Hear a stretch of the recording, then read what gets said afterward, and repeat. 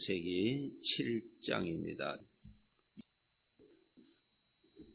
하나님의 구원을 볼 수 있습니다. 방주를 통하여서 유일하게 구원받게 해 주시는 것. 그 외에는 구원의 길이 없습니다. 23절 마지막 줄에 보시면은 오직 노아와 그와 함께 방주에 있던 자들만 남았더라. 나머지는 다 죽었다. 구원의 길은 방주 외에는 없습니다. 그 방주는 하나님께서 예비하신 것이죠. 예수 그리스도 외에는 영원한 죽음에서 구원받을 길은 없습니다. 다른 길은 결코 없습니다. 여기에 구원받은 자들에 대한 하나님의 은혜를 볼 수 있습니다. 9절 보십시오. 하나님이 노아에게 명하신 대로 암수 둘씩 노아에게 나와 방주로 들어갔다 그랬어요. 가축과 기는 것과 공중의 새까지 다 정결한 짐승과 부정한 짐승들이 이렇게 2쌍, 7쌍씩 이렇게 방주로 들어갔다 기록되어 있어요. 누가 그렇게 들어가게 하셨을까요? 누가 그렇게 노아 방주로 오게 하셨을까요? 하나님이 하셨죠. 동물들도 노아 방주에 있는 대로 들어왔습니다. 들짐승도 들어왔습니다. 땅에 기는 것도 들어왔습니다. 이것이 여기에 강조되어 있습니다. 노아에게 암수 둘씩 노아에게 나와 방주로 들어갔다. 하나님이 인도하셨죠. 저들이 알고 온 것이 아니라 하나님의 인도하심이죠. 15절에도 강조하셨습니다.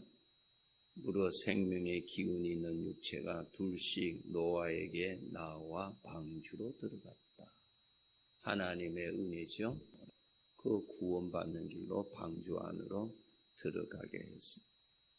16절에 더 선명하게 말씀하고 계십니다. 들어간 것들은 모든 것의 암수라 하나님이 그에게 명하신 대로 들어가매 여호와께서 그를 들여보내고 하나님이 들여보내신 거지. 여기 2절에 보시면 너는 모든 정결한 짐승은 암수 7씩 부정한 것은 암수 2씩 4개로 데려오며 하나님께서 골라서 노아 방주 안으로 하나님이 들여보내신 거죠. 사람이 들어갔는데 13절에 보세요. 곧 그날에 노아와 그의 아들 셈, 함, 야벳, 노아의 아내 세 며느리가 다 방주로 들어갔고 이것도 누가 들여보냈어요? 하나님이 들여보냈어요.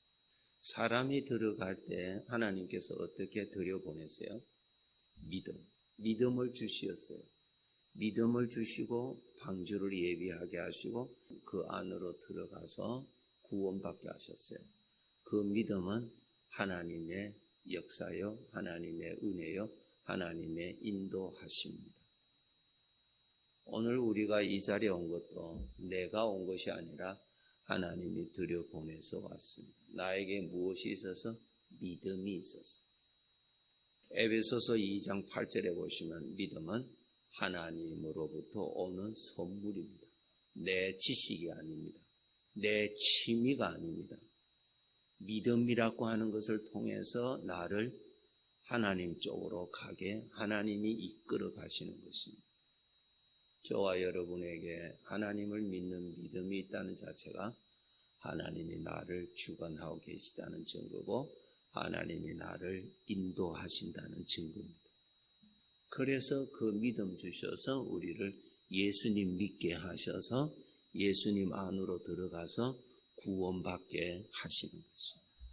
에베소서 2장 12절 13절 그때에 너희는 그리스도 밖에 있었고 이스라엘 나라 밖에 사람이라 약속의 언약들에 대하여는 외인이요 세상에서 소망이 없고 하나님도 없는 자이더니 이제는 전에 멀리 있던 너희가 그리스도 예수 안에서 그리스도의 피로 가까워졌느니 전에는 그리스도 밖에 있었다. 이제는 너희가 그리스도 예수 안에 있다 그랬습니다.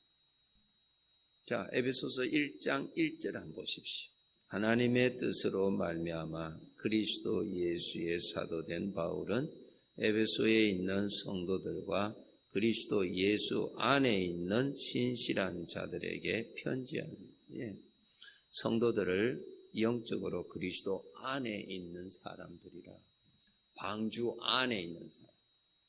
방주 안에 있는 사람은 방주로 인해서 구원을 받죠.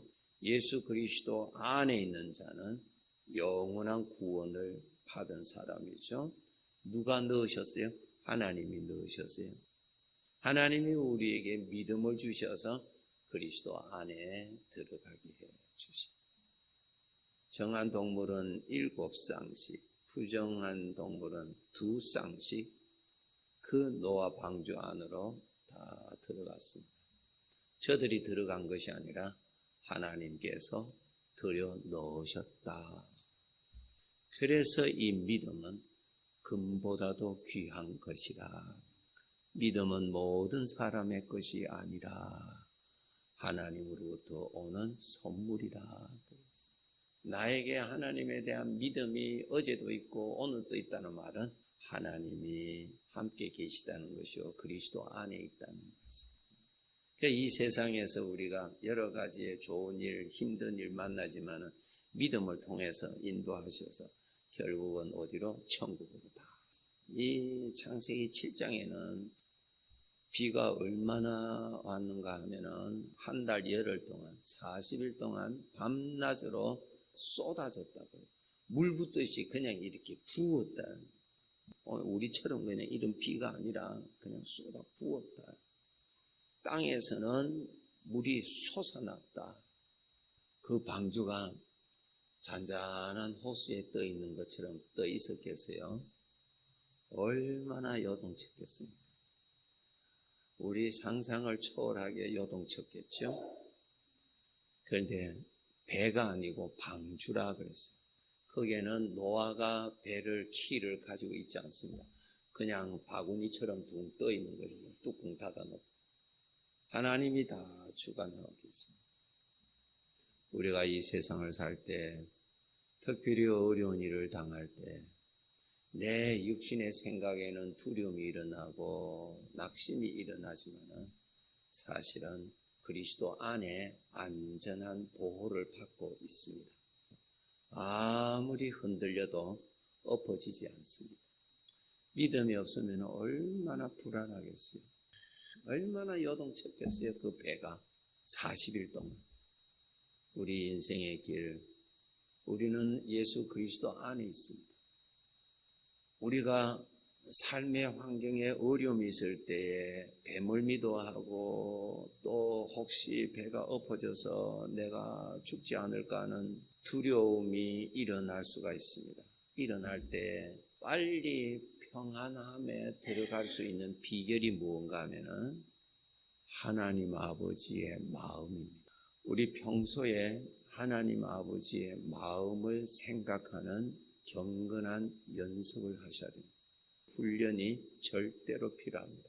마태복음 8장에 보시면은 예수님께서 제자들과 함께 갈릴리 바다를 지나가는데 갑자기 무서운 광풍을 만나서 파도가 쳐서 배 안에 물이 계속 들어와서 가라앉을 수밖에 없는 위험에 처해 있는데 예수님은 주무시고 계셨고 제자들은 죽음의 두려움에 쌓여 있었습니다. 예수님의 마음은 이 세상의 환경에 어떠한 문제에 영향받지 아니하시는 분이십니다. 그분은 만물 안에도 계시지만 만물을 초월하시는 분이기 때문에 어떠한 어려움에도 주님의 마음에는 파도가 없습니다.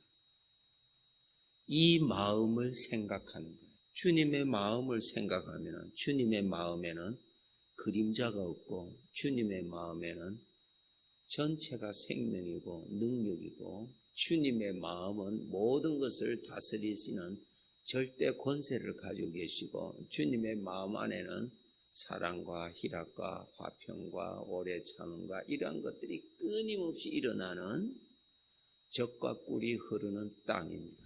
어려운 것을 생각하면 내 마음이 흔들립니다.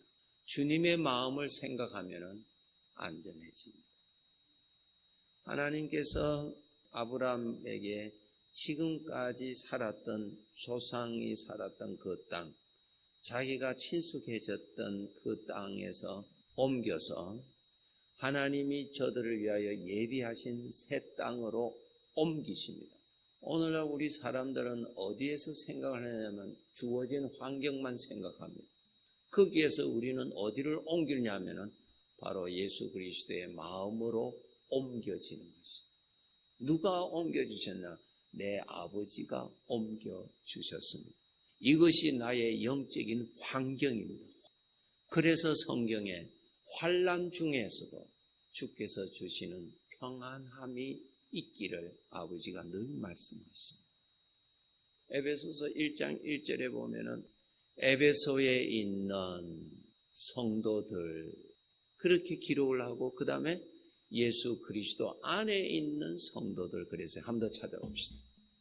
두 가지 환경이 기록되어 있습니다. 1장 1절 에베소서 1장 1절 하나님의 뜻으로 말미암아 그리스도 예수의 사도된 바울은 에베소에 있는 성도 우리가 살고 있는 이 지형 이 환경 우리 눈에 보이는 모든 사람이 살고 있는 에베소에 살고 있는 성도들과 그 다음에 두 번째 그리스도 예수 안에 있는 신실한 자들에게 장소가 두 장소예요.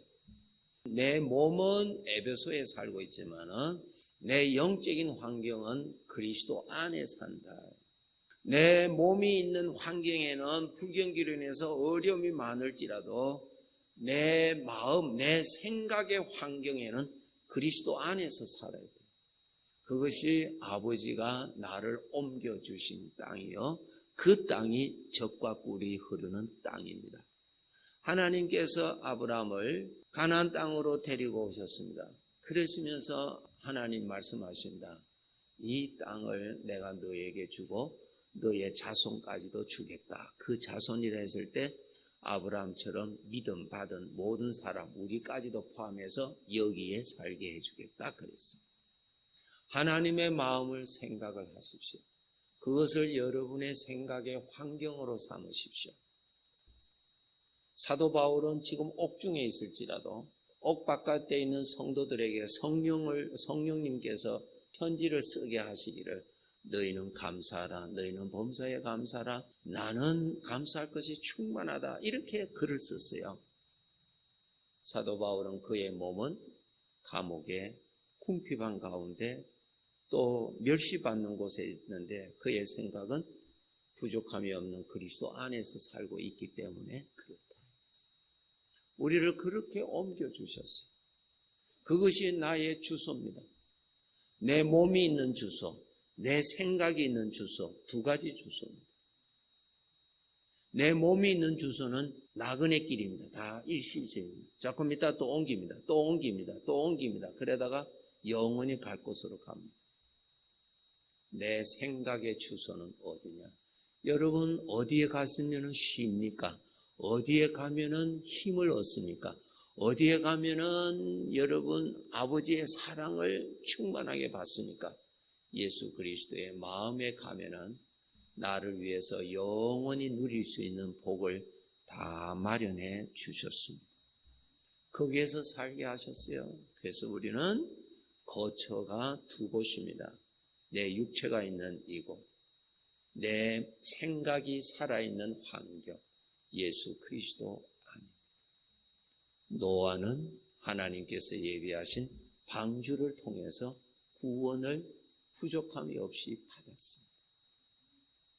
우리가 이 세상 살 때 우리 아버지는 나에게 필요한 모든 것을 이 환경에 쌓아두시지 아니하고 예수 그리스도 안에 쌓아두셨습니다.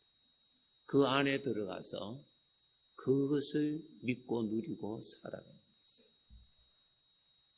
오늘도 우리 주님 믿음을 통해서 우리를 인도해 주시고 믿음이 있다는 말은 주님이 같이 계시다는 말씀입니다.